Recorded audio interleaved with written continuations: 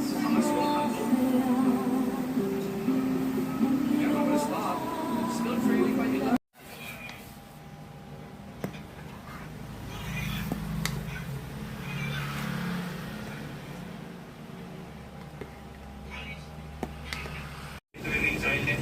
Ang dalawang iniresto, mga Taiwanese vigilance umano na sinasabing leader ng Taiwanese crime group na sangkot sa iba't ibang krimen. Yung grupo nila, which is the Bamboo Triad, ay isang notorious na grupo sa Taiwan kung saan sila ay involved sa firearms and drug smuggling sa iba't ibang parte ng Asia.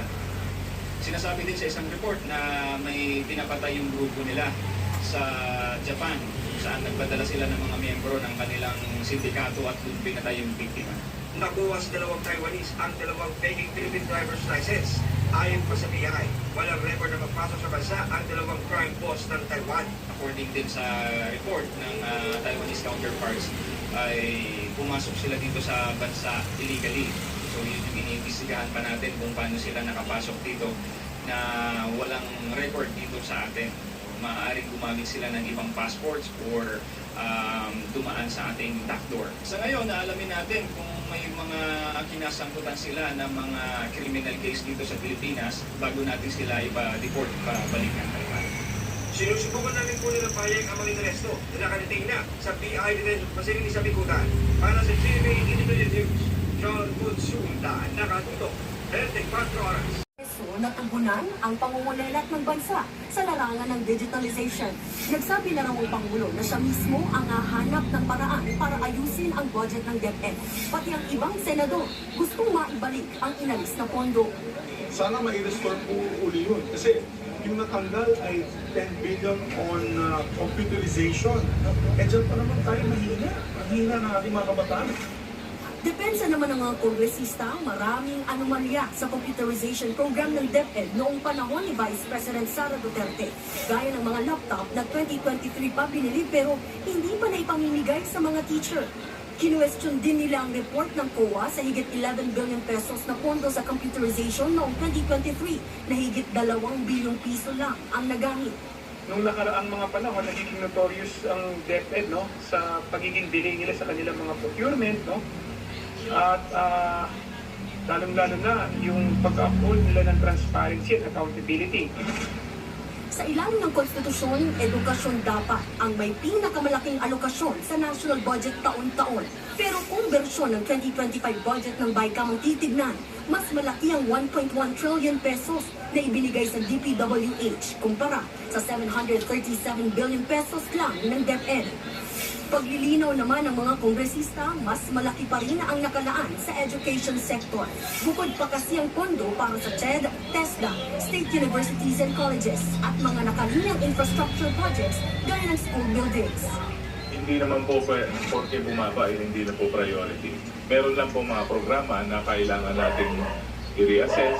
Ang Magkabayan Bloc, hinunde na ang malawakang budget cut sa iba't ibang ahensya para sa 2025. Nananawagan sila na mag-reconvene ang BICAM para ibalik ang budget sa social services at alisin ang anilay pork barrel allotments. Nagbabalita mula sa frontline, Marian Enriquez. News Spot. 2025.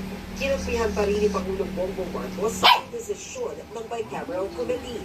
Sabi ng Pangulo, nasa 500 billion pesos ang reserve fund ng PhilHealth. Pero 260 billion pesos lang daw ang kailangan nilang pondo sa buong taon, kaya sobra pa ang kanilang reserve fund. I know na naabalan tao because bakit natin binawasan? Dahil ang katotohanan dyan ay kung tignan ninyo, kaya binawa ng Department of Finance yung ilang reserve na naman doon na naiwan dahil hindi nagamit yun ng ilang taon. In other words, the PhilHealth has sufficient budget to do all of the things that they want to do.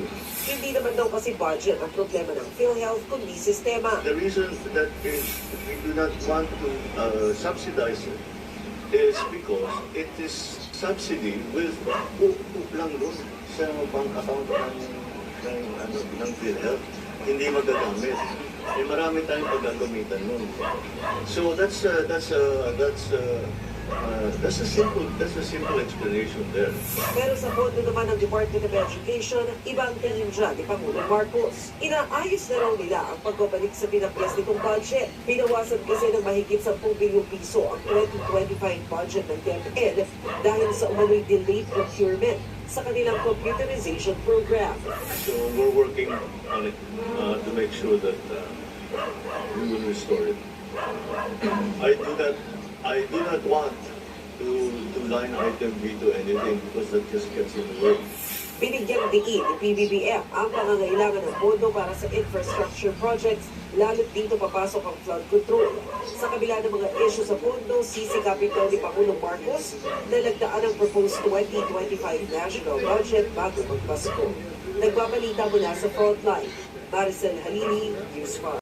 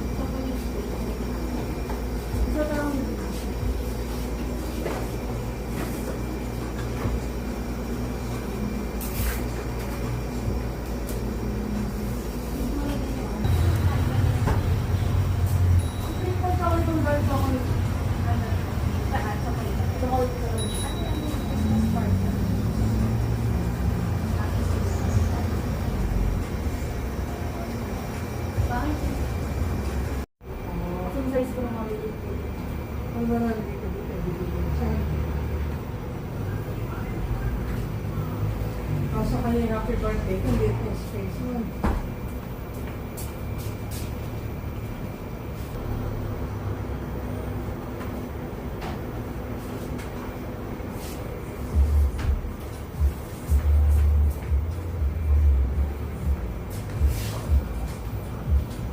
Asa ko ba yung dedication dyan? Yung words lang.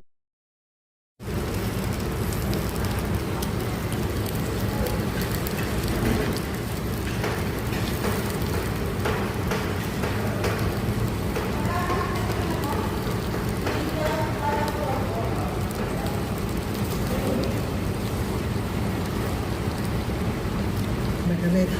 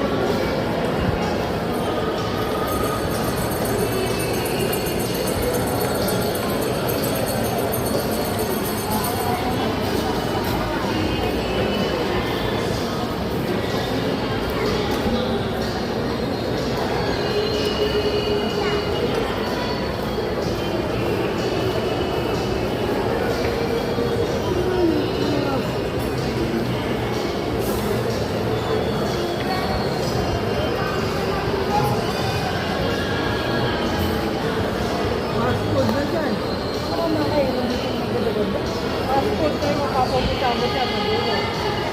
Mga ibang makakasama nila dito. Mga passport na yan.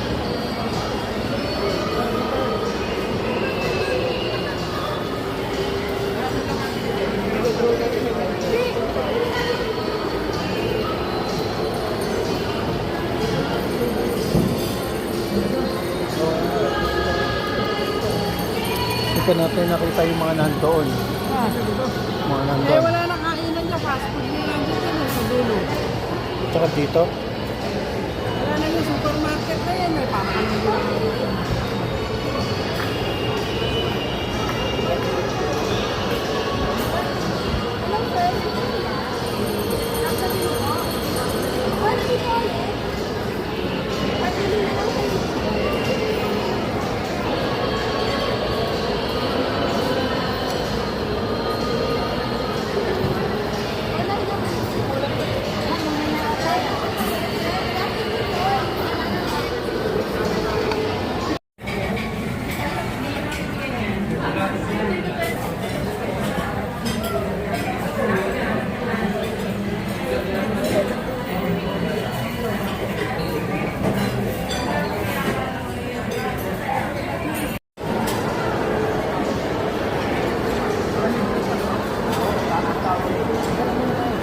Anay, kapicture na tayo kami sa ano, yung tayo dito yung selfie. Dito, selfie tayo.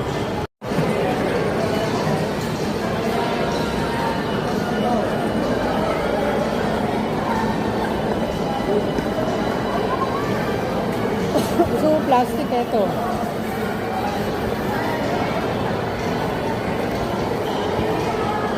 Ay, ito bagong labas ng MG.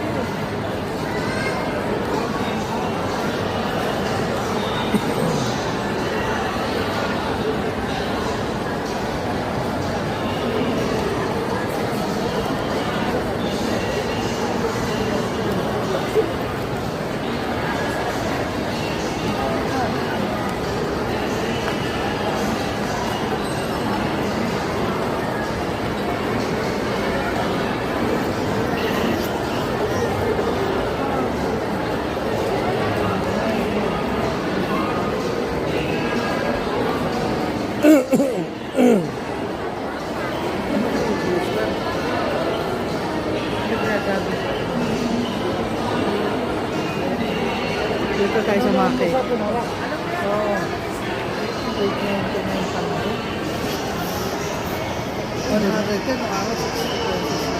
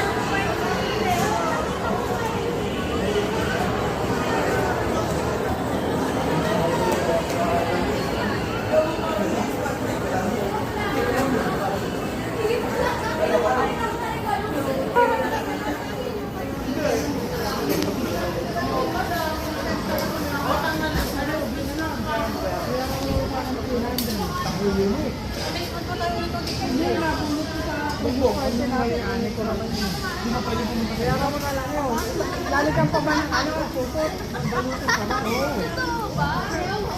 Yan na, bilhin mo, 300 yun. Hindi na talaga ako anak, muro lang yun. Bibili ko na lang. Ikaw sa anak. Ito si Willy. Si Willy ba na? Oo. Bibili ko lang isang amparador. Ano ba ba yun? So, ininom namin kal na ano. Amparador, ano? Ano ba yung ininom natin kal na yung ano yung binibili ko? Alfonso. Alfonso. Ano ba ito? Mahal yun, 2,000 plus yan. Ayun, 399 na nasa taas. Ayan, sa taas, oh. Laki, oh. Ito, 399. Ito kaya. Basta mahal yan, eh. Itong 399.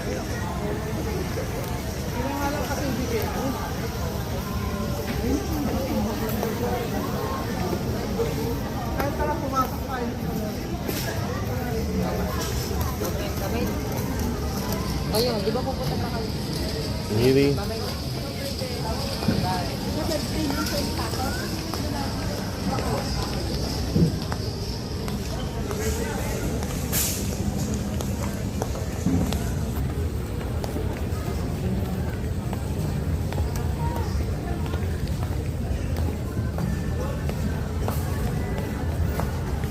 Yun. Dala ko pa yung ako bibili eh. Titingin lang ako sa kanto pag may nagustuhan ako ng palayo ako sa kanto. Nalangke. Para yung makarne dito. Yun, yung dulo. Dulo.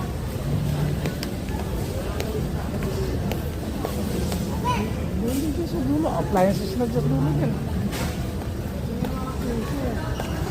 Ayun, reset doon sa may dulo. Doon.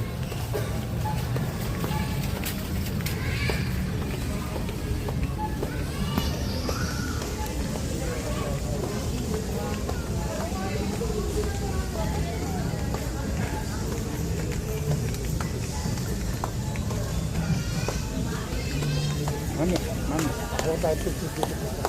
Ang saya sana.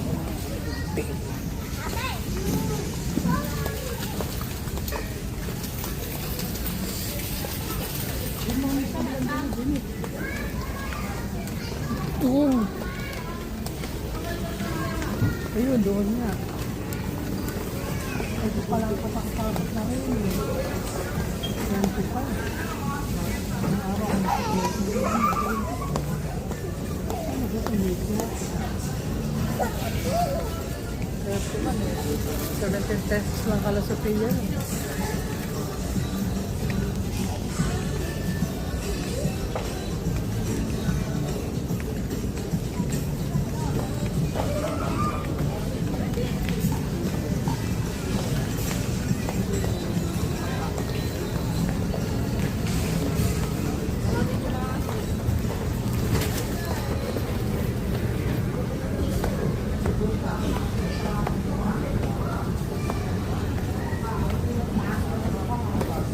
Ano yung mga nakatalo mo yun? Ano yung nakatalo? Yun. Eh, mahirap yan. Wala pa yung tip na.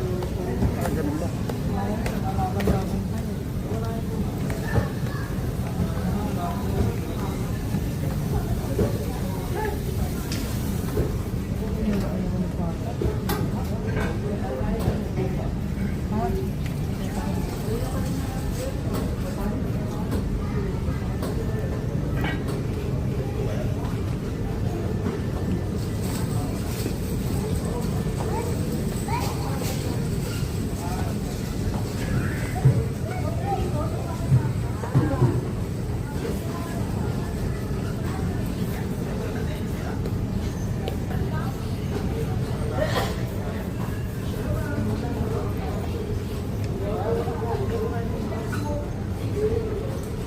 Maganda may halo no.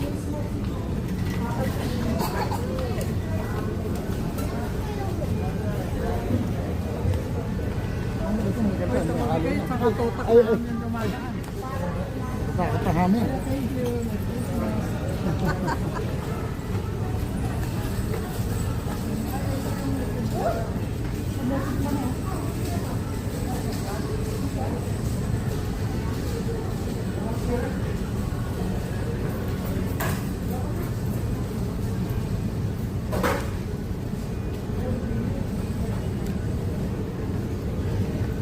Hold this. Ano na? Hold this. Magkano ba ang presyo pag yung tempo? 852. Parang konti lang ang difference. Sa ating mo 800 ito 700 plus. Ito lang pa. Air fryer mo. Nakatagal mo sa ikaya. Aking puno pa. Just for 585. barbecue.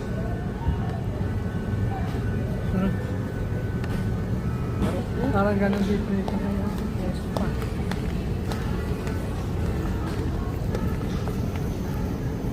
Dali-dala natin ito. Hindi mo iniwan sa counter.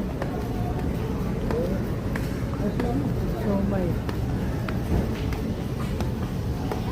Ano ito?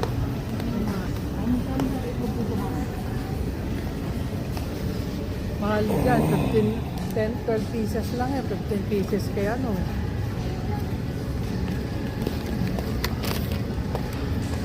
Yes. Parang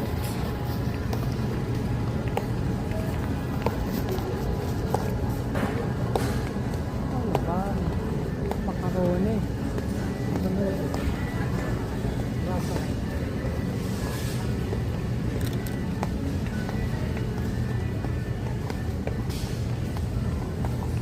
Lalaki ng kalamansi. Kano kaya strawberry?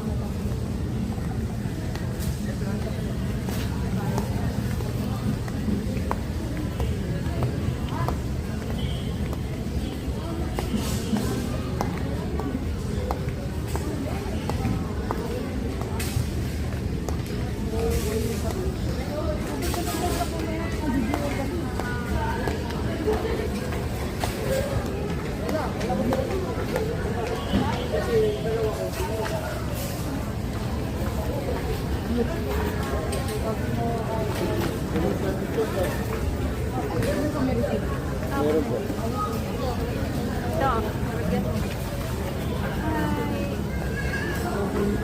Okay po na rin dito. Ayun, kung may parking, parang campus.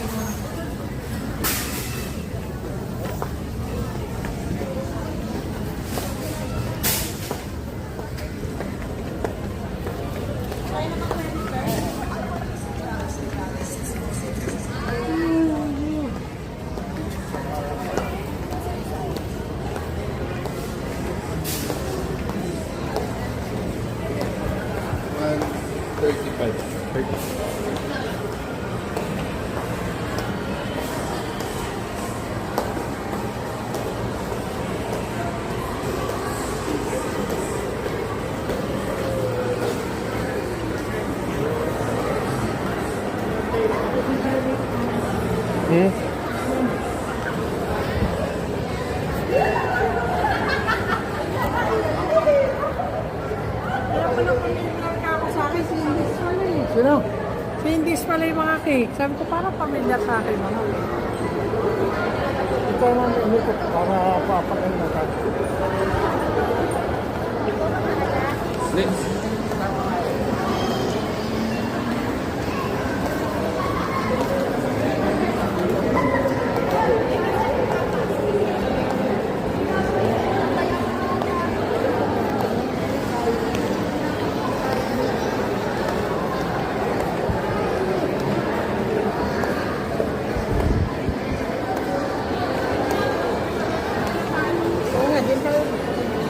Hindi naman tayo nakapark eh. Gusto na yung labas ay campus.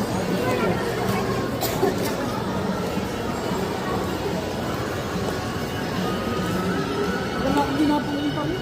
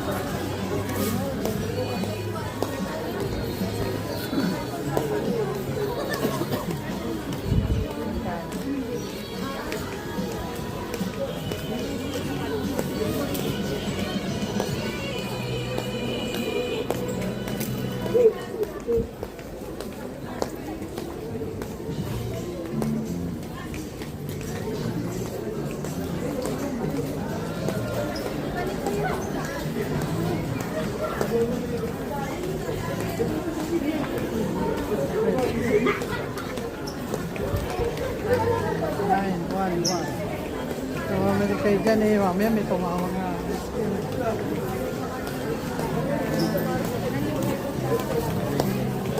Naalala ko namin, naalala ko sa rin eh, nung nagpabili sa akin ng araw na yung ba sa tribal. Yung tribo na ano doon.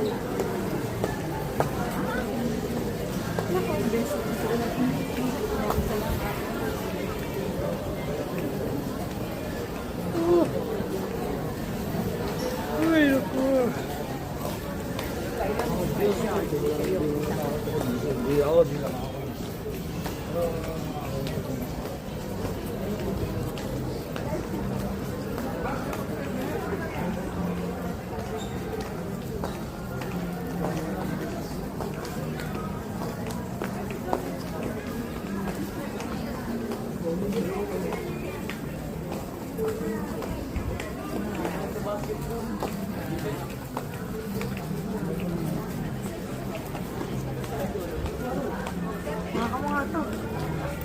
Makashop ito.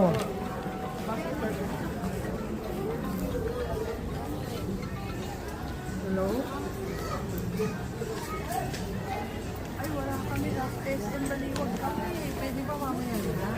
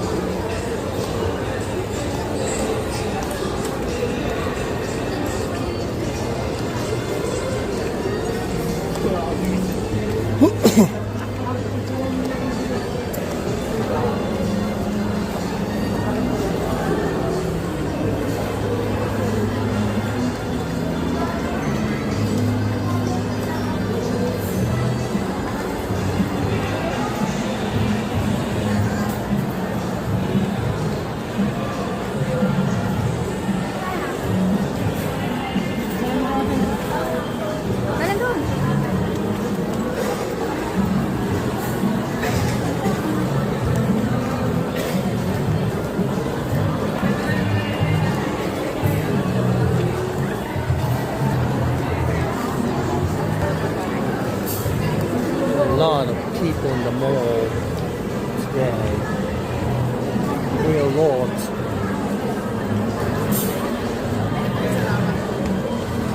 There are a lot of people.